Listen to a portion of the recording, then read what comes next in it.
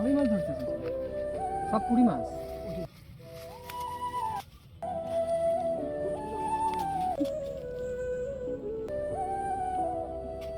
এই ওই পাশে আরো আছে। কখন এটা বসেছেন জালটা?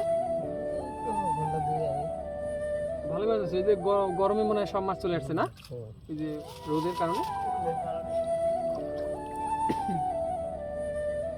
ভালোই মাছ হচ্ছে, কিন্তু আপনার একটা ইয়া নিয়ে আসতে লাগতো, এই ডেক্সি গামলা, তাহলে ভালো হতো। পলিথিনের সমস্যা হয়ে যাবে।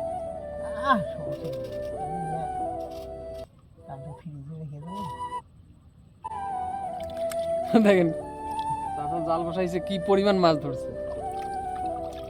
রোদের মধ্যে সব মাছ চলে আসছে।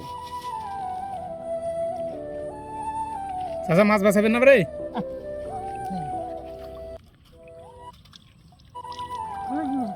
সাপ টাপ লাগে নাকি? সাপ লাগে না। আমরা আজকে মাছ ধরা দেখলাম, জালের মধ্যে কিভাবে কত সুন্দর মাছ ধরা যায়। ভিডিওটা দেখে থাকলে অবশ্যই লাইক কমেন্ট শেয়ার দিয়ে থাকবেন সবাই।